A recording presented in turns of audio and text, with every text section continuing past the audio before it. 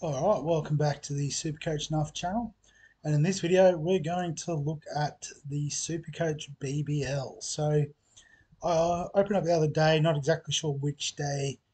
I have seen one or two bits of video and content out about it, and I thought, well, what a perfect opportunity to get in and have a look while we've got a little bit of free time. So you can see I've already set up my team with the logo, all that sort of gear. Got a couple of leagues on the go. The only thing I haven't done is set up the team. So thought it'd be a good opportunity to have a look at it, talk through some of the options that I'm looking at, and put a team together. And we'll also get the league code out there. You can see we've still got 38 days as of the time of recording, so 5 weeks, plenty of time to have a bit of a look and a play around with the sides.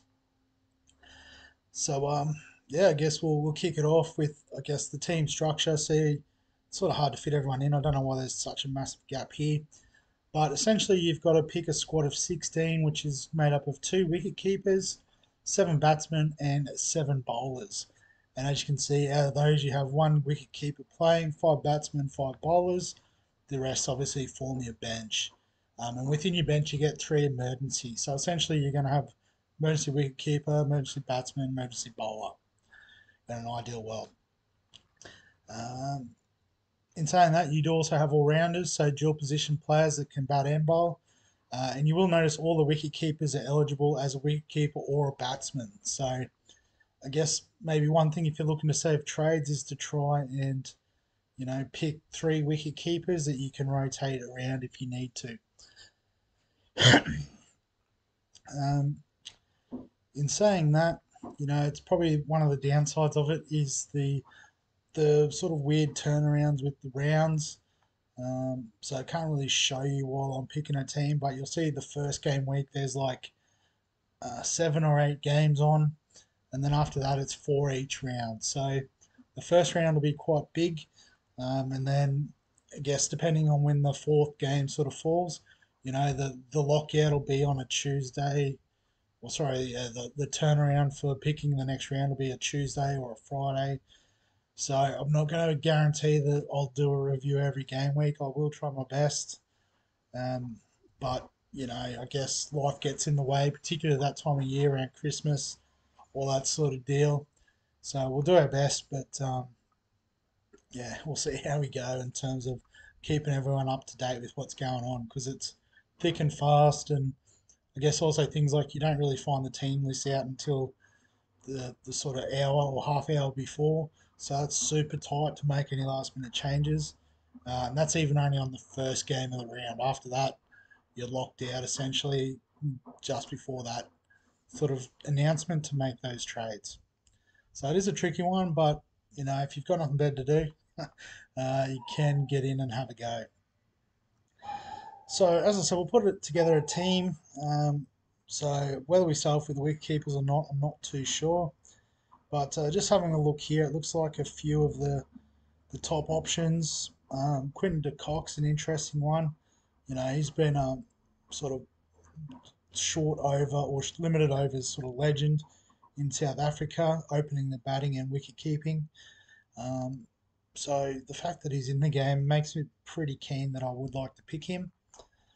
Josh Inglis seems to be the incumbent for the one-day internationals, so I don't think that's an issue straight away. So he could be another popular keeper type option. Alex Carey, you'd assume he'll be in the test team to start with, but once that flips over to the one days and Inglis gets the nod, he might be available for the back half of the season. So one just to keep in the back pocket, I think. Matthew Wade, he's been really good T20 batsman. I did skip over Joe Clark, but it looks like essentially he'll just play. Maybe they'll play both of them, but you'd imagine de Kock would keep wickets and Clark would be more of just a fielder, so that may limit his upside. Sam Harper, Sam Billings, Jimmy Pearson, all sort of middle order players, so usually not the type we want to get involved with. So I guess the one that stands out immediately is Josh Philippe. So at 102,000, wicketkeeper for the Sydney Sixers, opens the batting, has played for Australia in 2020 before. So, he looks like a really good option. The other option, which is probably the cheapest option, and again, this would be dependent on Inglis being in the Australian setup, but Sam Whiteman would be a nice sort of bench option, I think. Even if he's not playing, we might have to look around a bit. I guess looking at that, the cheapest playing option would be Jilks. But I do imagine these squads will expand as well as we get more information around final squads. Because I guess, for example, the Thunder would need a backup wicketkeeper. There's a few other clubs, so it looks like the Stars. Um,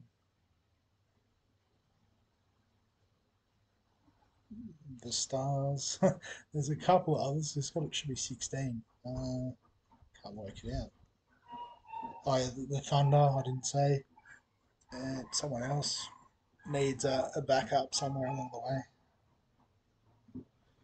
I can't work it out. Save myself. Adelaide's got two. Perth's got two. Renegade's got two. Strikers got two. The Heat have two. Oh, the Sixers. Oh, so Josh Philippe. Oh, cool. Now that I've had that brain fade. Yeah, so we'll just keep those two. Have 200 to play with. We could go, up and down if we want. Well, it would be good to have De Kock as well. So maybe we'll go big in the wicketkeeper slot and we'll work it out from there, maybe. All right, so I guess next up is the batsman. So the far and away the top priced option here is Matt Short. And I mean, you look at his results from last season, 1,100 points. Uh, Bats in the top order for Adelaide and does bowl quite a few overs as well. So I think he might be one we try to target. You can see the likes of Michael Nisa, Tom Curran, those sort of middle order all rounders. That they'll make most of their runs from, or most of their points, I should say, from their bowling, but obviously do have the ability to bat as well. Mitch Marsh is an interesting one. He's back around the Test team, so it could be interesting to see if he gets a run. I think if he's not in the Test team, he's almost a lock given that he has been bowling for Australia in the One Day World Cup. So he will be back batting, probably top three for the Scorchers and then bowling. So we'll get him in the team and we'll see what we can fit. Um, Nice is an interesting one. I think just because he bats a bit lower, we might give him a miss. Webster, probably not consistent enough for the ball, so bats a bit low in the order. Daniel Sams is an interesting one. He seems to be the one that has that ability to go big out of these other sort of bowling all rounders, for lack of a better term. Harry Brook, that's interesting. He'll be an interesting price, I would have thought. Tim David, can get those late order runs. What else we got? Bancroft's gone to the Thunder. That's interesting.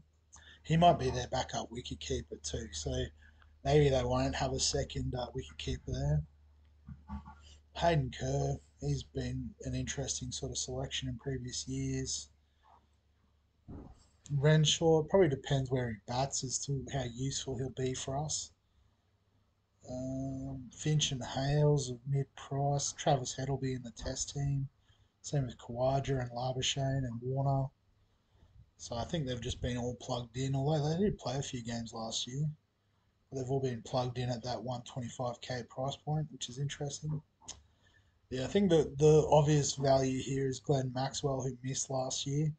So 48% owned. We'll definitely get him in the team. Stoinis, will he bowl enough to be relevant? Who knows?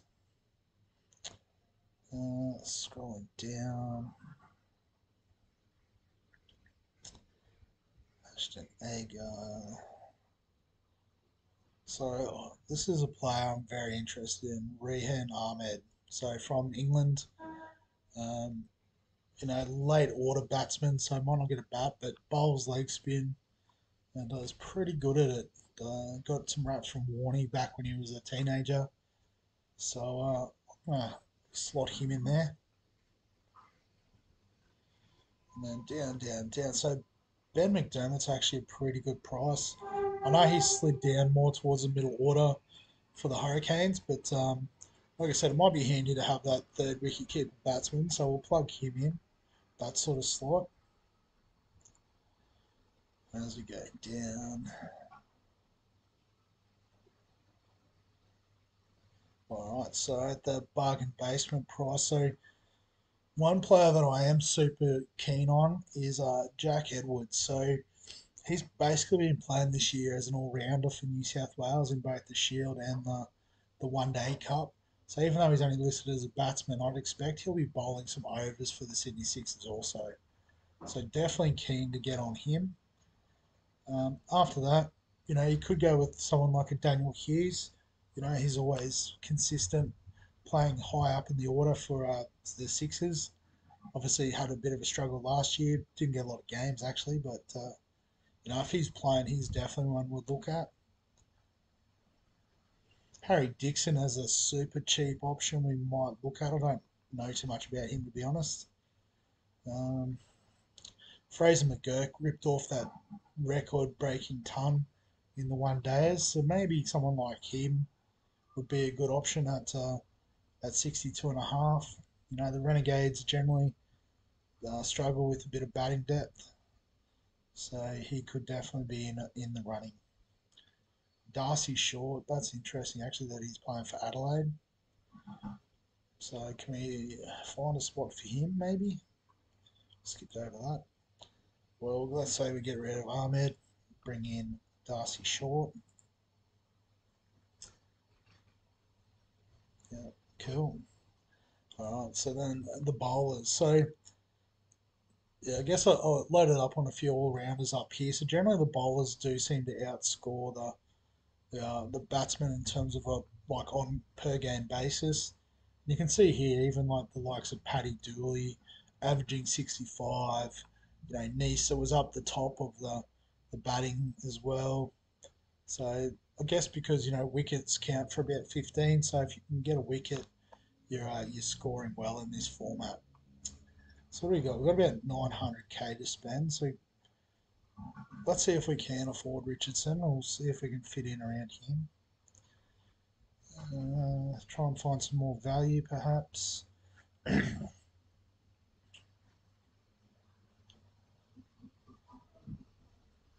So Lance Morris is an interesting one, given his average is probably below value. Um,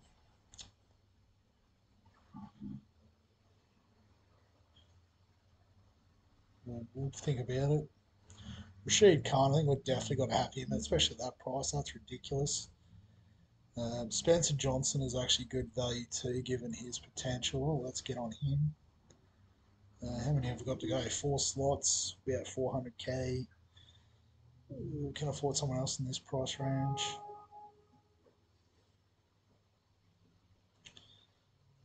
So Rohan Ahmed's in. Probably the other one I do like is Majib. So he's done well for the Heat in the past. He's playing at the Renegades with Zampa, which is interesting. So I'll be interested to see how they use those two together. Might have to get out of that pick. But what are we down to? So we've been down to the cheapy prices now. Actually, let's get out of Majib because we're going to bring in Tanvir Sanger. For his potential, that's very lowly priced. After that, Schwepson is an interesting one. You imagine he's just outside of the test arena sort of thing at the moment. So we'll get him in. Menenti's an interesting one. He's been playing well for South Australia now that he's basically there full time. So you'd imagine he's a good chance of getting a game for the Strikers alongside Rashid Khan. After that, what do we got? Billy Stanlake, perhaps. You know, basically $1 price is value. Hmm. What do we got left? 111. Kuhneman, maybe.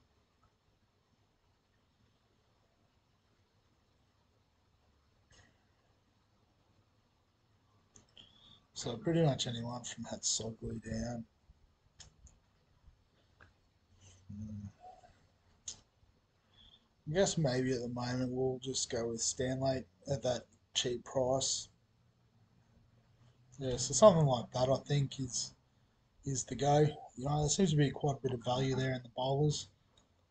So we could even, chop up Jai Richardson and spend some more money up in the batsman area perhaps. But let's just go with that for now because it is all going to change. Could sit here all day umming and ahhing about it. And, just leave the captaincy and stuff locked in as is. This probably would be the starting team I'd go with, just having a look through. Um, yeah, you know, assuming they're all playing, pretty happy with that setup. Not too much money on the bench, which is nice.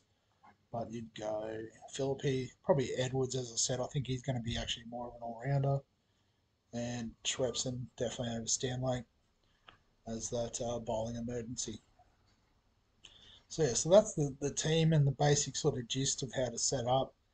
Um, Probably, do have Ahmed that will make a good swing in terms of the all rounders. So if you need to bring, say, one of these guys in to park them on the bench, maybe bring in Schwepson over, say, Edwards.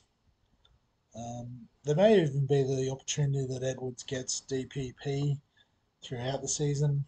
Darcy Short, maybe. I don't exactly remember how that works. But I guess if they start bowling, they might get it at some point. You got Ben McDermott that could become a wicket keeper in case of emergency. So yeah, I think that's all bases covered. So yeah, that's the team. I guess before we go, we'll plug the league. So I've already joined up to a couple, but the SuperCoach Nuffs League I've set up. Um, got 8 teams. We'll see how we go. Hopefully we fill that. Got a few weeks, so it should be okay. But the league code there, you can see 549163. I'll actually take the link and put it in the description below this video so you can just click on it, join in straight away, nice and easy. And yeah, we'll have a bit of fun with some BBL. But I think we'll just wrap the video up there. As I said, it's still early doors, still a lot of time to go before it starts, but it is open. Can start going in, playing around with the team, the structures, picking the players you like, and yeah, that's half the fun of it. Usually, is trying to set up the team at the start. So, if you've got any comments or thoughts or questions about the BBL stuff, feel free to get it in the video or in the comment section rather below this video. If you do enjoy a bit of BBL and want to see more content in this area, remember give us a thumbs up or like on the video. And if you're looking at across all the fantasy content we've got NFL, we've got EPL, we've got NBL. It's all happening here, so give us a subscribe, and you'll get all the videos as they come out. But other than that, thanks for always watching, and it's time to hit the outro.